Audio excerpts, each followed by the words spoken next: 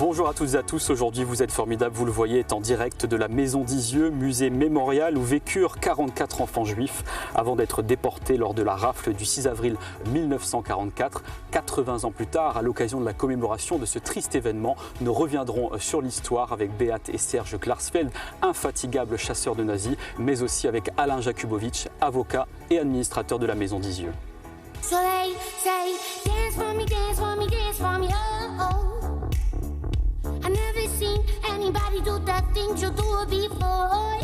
They say, dance for me, dance for me, dance for me, oh, oh.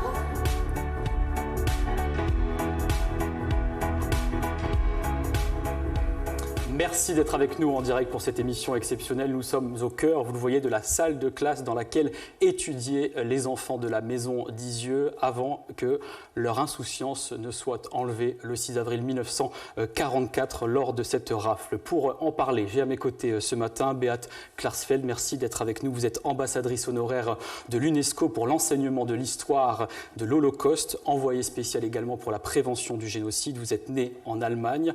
À vos côtés, votre mari, Serge Klarsfeld, merci d'être avec nous. Vous êtes avocat historien, également ambassadeur honoraire de l'UNESCO. Vous êtes né en Roumanie, juif et fils de déportés. C'est pour cela que vous portez ce matin le badge. Vous êtes président de cette association des fils et filles de déportés juifs de France. Votre père est mort à Auschwitz. Tous les deux, vous avez consacré votre vie à traquer les anciens criminels nazis qui avaient échappé à la justice et vous continuez aujourd'hui à travers cette émission notamment à honorer et à entretenir la mémoire des victimes de l'Holocauste. À vos côtés, Alain Jakubowicz, merci d'être avec nous. Vous êtes avocat et administrateur de la Maison d'Isieux. Aux côtés de Beat et Serge, vous avez œuvré pour que l'officier nazi Klaus Barbie puisse être reconnu coupable de crimes contre l'humanité pour avoir organisé à la fois la rafle des 44 enfants d'Isieux et de 7 encadrants dans cette colonie, mais également un convoi de Lyon à Auschwitz. C'était en août 1944. Comment avez-vous découvert pour la première fois cette Maison d'Isieux et cette rafle ? Écoutez, j'ai découvert le drame des enfants d'Isieux avec l'arrivée de Klaus Barbie à Lyon en 1983. Jusqu'alors, on n'en parlait pas. Et cela, nous le devons à Serge et Beat Klarsfeld. Et Beat, vous, comment avez-vous découvert pour la première fois cette rafle et cette Maison d'Isieux ? Mais la Maison d'Isieux, nous sommes déjà venus dans les années 80, quand la maison était en vente. Oui. Donc, on savait que c'était la maison des enfants d'Isieux. Donc, nous sommes venus avec les fils et filles, justement, pour voir entrer dans cette maison, ce qui était fermé. Il y avait une barricade, et avec nos amis, on a cassé la barricade. Les gendarmes sont venus, mais ça a quand même déjà montré que la maison des enfants d'Isieux était abandonnée, et puis il n'y a rien à faire. Et puis après, c'est déclenché toute la collecte, et puis après, M. Mitterrand, le président, donc, a fait de la Maison d'Isieux le mémorial. Qui a été inauguré le 24 avril 1994. Donc, on aura l'occasion d'y revenir, bien évidemment. Serge, vous étiez personnellement identifié à ces enfants, notamment Giorgi. Pourquoi ?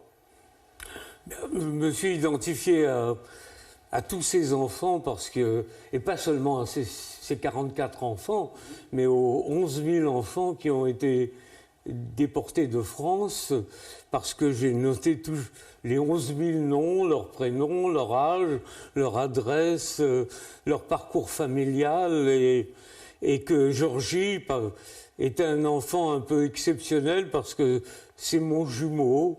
Il est né le 30 octobre 1935, moi je suis né un petit peu avant, le 17 septembre 1935, et c'est un enfant très attachant parce qu'il a écrit des lettres à sa mère, à son père, il a fait beaucoup de dessins et que nous avons pu regrouper, rassembler toute cette documentation. Et que vous partagez à l'intérieur de voilà, ce livre que vous avez écrit. Écrire un livre qui a été traduit en anglais, en allemand et plusieurs langues. Et Giorgi, c'est donc un petit peu l'enfant que j'aurais pu être déporté, puisque la Gestapo, je l'ai connue. J'ai été dans un placard quand mon père a été arrêté et j'ai échappé à la rafle. Et j'étais au Magelier, dans une maison d'enfants de Lauzé, en 1940-41. Et lui, il y était en 1942. Donc, nos parcours. Lui est mort, moi, j'ai survécu, mais ça aurait pu être le contraire. Et j'aurais bien aimé alors que Georgie s'occupe de moi. Alors on va revenir à cette maison d'enfants qui a été créée en 1943 au printemps par un couple de juifs français originaires de Pologne et de Russie, Sabine et Miron Zlatin. Quel rôle ont-ils joué dans la protection des enfants juifs avant que la rafle n'ait lieu, Béate? Ils avaient quand même pris cette maison et donc faire venir les enfants. Et puis, bon, là, Serge peut vous répondre beaucoup un peu mieux pour Madame Zlatin qui... Madame Zlatin jouait un rôle important pour rassembler ces enfants dans une maison qui était une maison sous sa direction et celle de son mari. Ce n'était pas une maison intégrée dans le circuit des maisons d'enfants des organisations juives. Et c'est d'ailleurs pourquoi cette maison a été liquidée par la Gestapo, parce que les autres maisons d'enfants ont été dissoutes progressivement parce que les dirigeants étaient conscients du danger. Combien d'enfants sont passés ici? Et ici, non, parce qu'il y avait d'abord l'occupation italienne et que les Italiens protégeaient les Juifs, et ensuite parce que c'était au bout du monde. Et au bout du monde, on s'imagine difficilement que le danger peut arriver. Ça semblait irréel, et malgré les pressions des organisations juives, Madame Zlatin s'y est pris un peu trop tard. Alors Alain, combien de personnes sont passées ici, d'enfants? Je n'ai pas le chiffre exact, mais ce que l'on sait, c'est qu'il y a beaucoup d'enfants qui sont plusieurs centaines. Il y a eu une rotation extrêmement importante. Il y a des enfants qui sont restés très peu de temps, d'autres qui sont restés plus longtemps. Ça dépendait tout des situations personnelles et du sort de leurs parents d'ailleurs, parce qu'il faut quand même savoir, on a beaucoup parlé d'une colonie, ce n'était pas du tout une colonie, c'était un lieu de vie. En fait, il y avait une institutrice qui venait de Belay, qui venait en vélo tous les jours. Donc c'était un lieu de vie avec des enfants, avec une amplitude d'âge qui était... là, on est dans la salle de classe, mais ce n'est pas une salle de classe normale. Dans une salle de classe normale, on a des enfants du même niveau, du même âge. Là, on avait des enfants qui étaient déjà des adolescents et d'autres qui étaient des gosses. Alors, on va écouter le témoignage de deux d'entre eux qui n'ont pas connu la rafle. Ils sont partis avant le 6 avril 1944. Il s'agit de Samuel et Roger. On les écoute et on réagit juste après. À l'automne 1943, Samuel Pintel a 6 ans. Il vit à Annecy avec sa mère quand une rafle les surprend. Pour sauver son fils, sa mère le confie dans l'instant à une inconnue. Un réseau d'entraide prend en charge l'enfant, l'achemine vers Isieux, pour y vivre avec d'autres enfants séparés de leur famille. Moi, ce qui me tourmentait, c'était que va-t-il advenir de ma mère? Qu'est-ce qu'elle va lui... elle est arrêtée, où est-elle? Je ne sais plus où elle est, je l'ai perdue. Et puis moi, je suis là, dans un lieu inconnu, elle ne sait pas où je suis, elle ne pourra pas venir me chercher. Et donc, moi aussi, je suis perdu. Roger Volman a 7 ans et vit à Nice avec sa mère et son grand frère. Face au danger de plus en plus grand, la mère se sépare de ses fils, les envoie à Lyon. L'entraide catholique et l'œuvre de secours aux enfants dirigent Roger et son frère vers Isieux ce même automne 1943. Nous étions des enfants qui fuyaient de partout, qui avaient déjà été à plusieurs endroits, à plein d'endroits, et surtout on n'avait pas de protection paternelle, maternelle. Notre père, il avait été arrêté, lui, il était à Auschwitz, il était à Birkenau. Voilà, c'est vrai que beaucoup d'entre eux, Alain, n'ont jamais revu leurs parents. Bien sûr, bien sûr. En fait, on avait tous les cas, notamment des parents qui soit se cachaient, soit qui étaient déjà partis, et chacun ignorait le sort de l'autre. Et c'est pour ça que le travail qui a été fait par Serge et Béate est si important, où on retrouve les lettres qui sont envoyées à qui? Sont-elles parvenues?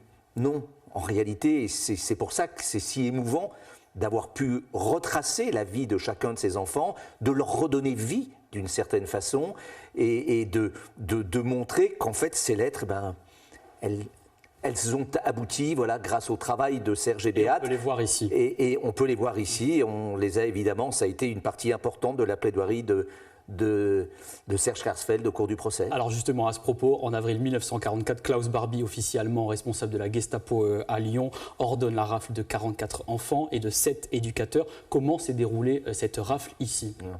Comment s'est-elle déroulée, la rafle ? Comment s'est passée la rafle ? Il y a eu certainement une dénonciation et la Gestapo a été informée qu'il y avait des enfants, quelques dizaines d'enfants. Et peut-être Barbie a-t-il envoyé des soldats et des hommes de la Gestapo, peut-être est-il venu lui-même. C'était à la veille d'une grande opération allemande contre les maquis du Jura. Peut-être ont-ils voulu tester si la résistance était informée ou pouvait poser des obstacles. Et en tout cas, ils sont venus la veille d'une grande opération pour rafler quelques dizaines d'enfants. Et Sabine Zlatin n'était pas présente ce jour-là. Ils ont eu la chance que M. Zlatin, en l'absence de son épouse, était peut-être moins, prudent que son épouse. Il n'avait pas mis de personne pour surveiller la route. Et c'était le vendredi saint. Et donc la Gestapo a pu arriver sans problème et s'emparer des 44 enfants qui étaient en train de prendre leur petit déjeuner. Et vous êtes à l'origine de la découverte du télégramme envoyé par Klaus Barbie pour rendre compte de la dissolution de la colonie d'enfants.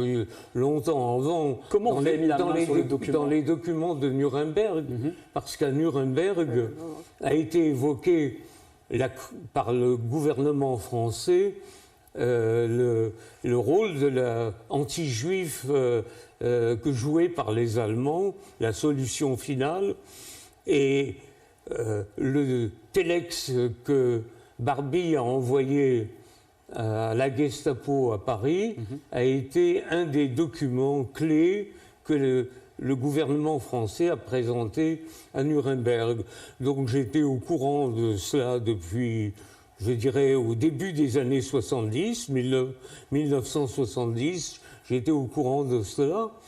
Et en 1971, Béat et moi, nous travaillions au Centre de documentation juive contemporaine quand nous avons appris qu'un non-lieu avait été accordé à Klaus Barbie à Munich sous prétexte que subjectivement Barbie ne pouvait pas savoir. Et vous, Béat, donc en 1972, vous avez identifié formellement Klaus Barbie qui était en Bolivie. Comment vous avez traqué cet officier nazi ? On l'a traqué, d'abord tous les deux. Allez-y, Béat. Comment vous l'avez traqué ? Il fallait obtenir l'annulation du non-lieu. On vous écoute. Oui, on savait aussi parce qu'on avait commencé déjà à entamer le grand procès parce que Barbie était parce que nous avons voulu aussi, après le procès des 3 responsables de la déportation des Juifs de France, Claude Lischke, Herbert Hagen et Ernst Heinrichsen. Donc si finalement les Allemands ne voulaient pas rouvrir l'instruction contre Klaus Barbie, c'était peut-être la même chose à Cologne et on n'a pas pu obtenir le procès. Mais grâce à votre travail, il a été arrêté. On a vu s'il y avait une manifestation, donc il fallait faire ouvrir l'instruction à Munich d'abord.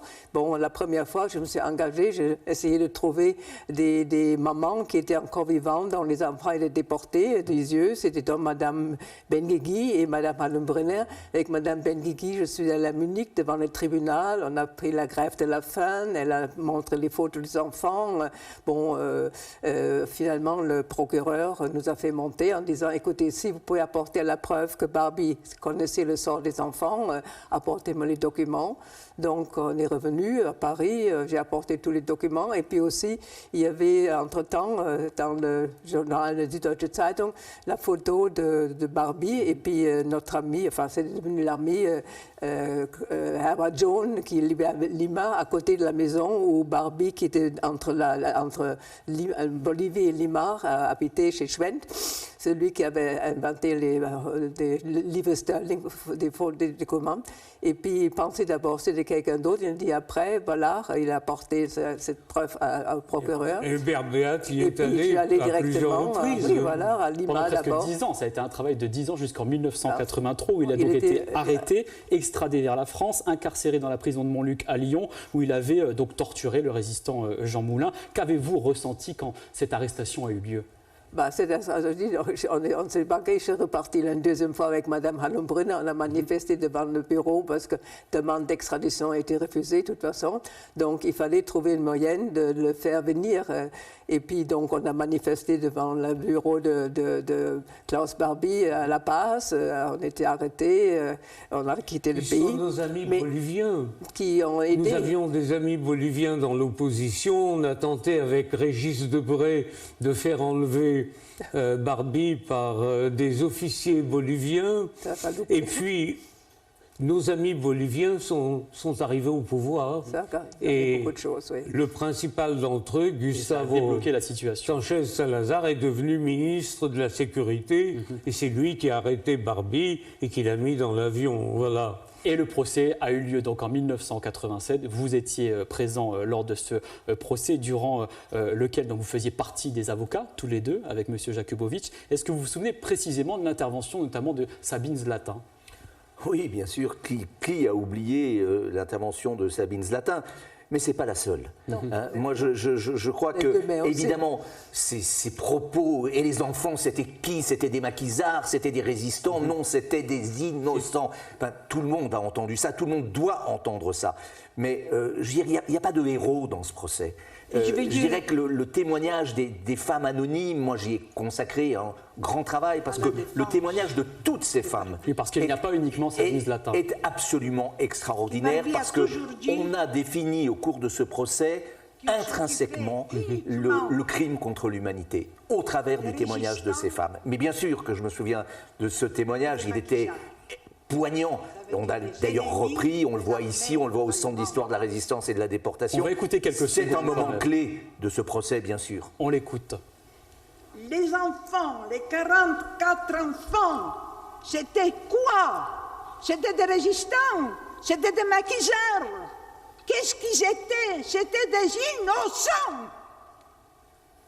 Et j'ajoute donc qu'il y aura un documentaire qui sera diffusé sur France 3 Auvergne-Rhône-Alpes le 18 avril à 22h45, réalisé par Daniel Kling et qui est consacré à la vie de Sabine Zlatin et la rafle d'Isieux.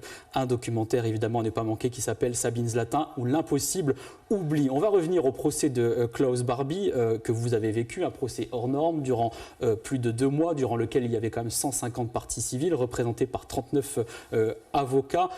C'est un procès qui a réveillé les consciences à l'époque. Écoutez, il y a un avant et un après. D'abord, la force pédagogique de ce procès était énorme. Pourquoi? Parce qu'il a été merveilleusement organisé. La salle des pas perdus du Palais de Justice de Lyon, qui est une salle monumentale, qui a permis à des centaines et des milliers de jeunes gens, je me souviens des files d'attente, d'écoliers, de collégiens, de lycéens, d'étudiants que j'ai revus par la suite. Certains sont devenus professeurs d'histoire. En fait, on a fait prendre conscience de ce qu'était d'abord la Shoah, ensuite le crime contre l'humanité à la France, à l'Europe et au monde. Et grâce à cette prise de conscience est née la maison d'Isieux. C'était aussi l'impunité qui était brisée après 40 ans. C'est-à-dire que les crimes étaient commis en 43 ou 44. Et 40 ans plus tard, il y avait une justice. 40 ans après, le criminel qui avait fui au bout du monde, qui comptait que l'espace et le temps lui garantissaient sa liberté, il a été repris par la justice et il a dû rendre compte de ses crimes et finir sa vie en prison. C'est le début de la justice internationale. Hein. À partir de là, on a une cour pénale internationale et surtout, on donne corps au crime contre l'humanité et à son imprescriptibilité. Comme le disait très bien Serge il y a quelques instants, c'est un signal qui est envoyé à tous ces dictateurs, à tous ces gens qui n'ont aucune considération pour la vie humaine, qu'ils seront arrêtés, qu'ils seront jugés et qu'ils seront renvoyés en prison jusqu'au dernier souffle de leur vie. Et ce procès a permis aussi, c'est important de le souligner parce que nous sommes là aujourd'hui, de voir naître cette maison d'Isieux qui a été inaugurée, on le disait tout à l'heure avec Béate, par le président de la République François Mitterrand en 1994. Vous étiez présent ce jour-là. Qu'avez-vous ressenti, Béate? Au procès, mais je voudrais encore ajouter quand même... Pour l'inauguration plutôt. Pour l'immigration, c'était bien rendu. J'étais là, mais... Moi, j'étais pas là, non. Vous n'étiez pas là et vous étiez là. J'étais là, bien sûr. Oui, Alors, tous les deux, messieurs, qu'est-ce que vous avez ressenti?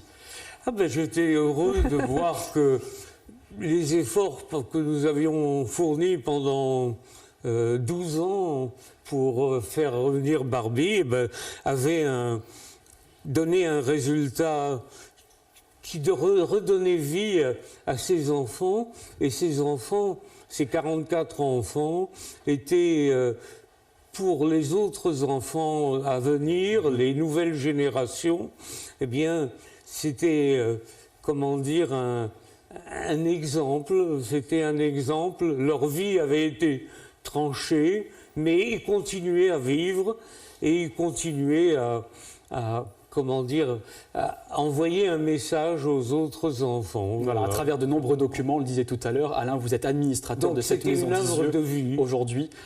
Qu'est-ce que l'on peut voir lorsque l'on vient ici? On voit les enfants. On voit les enfants et c'est ce qui est le plus important. On voit ces 44 enfants, mais on voit tous les enfants, les 11 000 enfants juifs qui sont partis de France, le 1,5 million d'enfants qui ont été exterminés pendant la Seconde Guerre mondiale uniquement parce qu'ils étaient juifs. Enfin, c'est, comme le disait André Frossard, le crime d'être né. La plupart de ces gosses ne savaient pas qu'ils étaient juifs. Et pourtant, ils étaient condamnés à mort. Et quand on arrive ici, on est d'abord saisi par la beauté du site. Comme on vous le disait, c'est le Vendredi Saint, ce 6 avril 1944. Il fait un temps merveilleux, le paysage est somptueux. Et cette quiété, cette joie des enfants, on les imagine au petit déjeuner, le bruit, etc. Dessiné ici. Et arrivent les camions. Voilà. Et là, c'est la rupture du monde, quoi, qui est absolument terrifiante.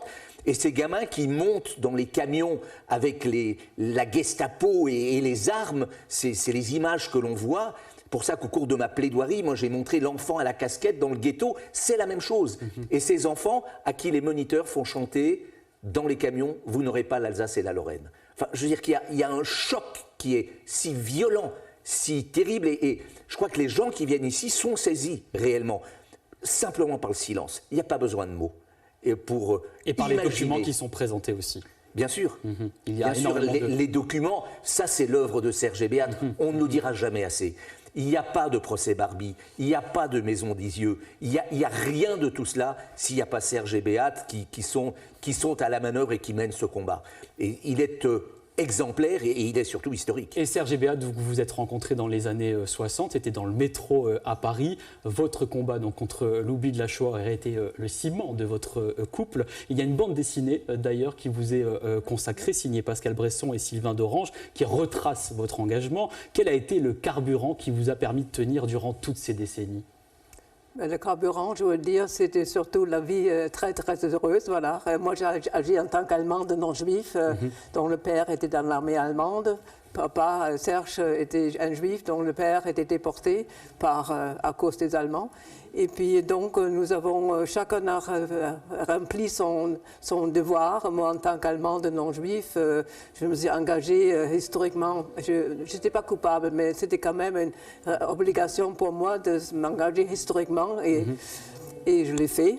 Chasser les criminels nazis aussi, donc... Et puis aussi, c'était la vie heureuse, avec une belle-mère extraordinaire qui s'occupait d'Arnaud quand je partais justement en Bolivie. Et je voudrais aussi dire que moi, en tant qu'Allemande non juive, j'ai pu amener 2 mères juives en Bolivie pour chasser Klaus Barbie. Sans ces 2 mères, on a manifesté avec les photos à Munich et Mme Behalem Brunner à La Paz. C'était quand même extraordinaire qu'on voit pour la première fois, je crois, des 2 mères juives qui s'engageaient tellement pour obtenir quand même le jugement et l'extradition finalement de Klaus Barbie. Merci à Lyon, beaucoup. ils étaient là au procès. C'est pas Mme Slatin seulement qui a parlé, Mme Benguigui et surtout Mme Allenbrunner. C'était impressionnant. On pleurait. Merci pour votre témoignage et pour terminer cette émission consacrée donc donc aux 80 ans de la commémoration de la rafle des enfants d'Isieux. Je signale la parution d'un livre écrit par Alexandre Nuc-Bourcha, qui est le responsable médiation et pédagogie ici à la Maison d'Isieux, et Dominique Vidot, son directeur. Vous le voyez à l'écran, Maison d'Isieux, mémoire vivante aux éditions Le Progrès. Merci évidemment à toute l'équipe de nous avoir accueillis ce matin ici, à tous les trois d'avoir été avec nous. Et je rappelle que jusqu'à dimanche, il y a 4 jours de la mémoire ici jusqu'au 7 avril qui commence donc aujourd'hui avec des diffusions de films, l'inauguration de l'exposition temporaire, c'était des enfants, des rencontres littéraires et également un orchestre avec des concerts de l'orchestre des Pays de Savoie et une grande commémoration donc dimanche matin à 11h en présence du président de la République Emmanuel Macron. Le programme complet est disponible sur le site internet mémorialisieux.eu. Merci infiniment d'avoir été avec nous ce matin. On arrive à la fin de Vous êtes formidables et on se retrouve demain à 10h35. À 12h, soyez au rendez-vous sur France 3 Auvergne-Rhône-Alpes avec le journal télévisé et une page spéciale présentée par Bérangère Bourgeot. Merci à vous et à demain.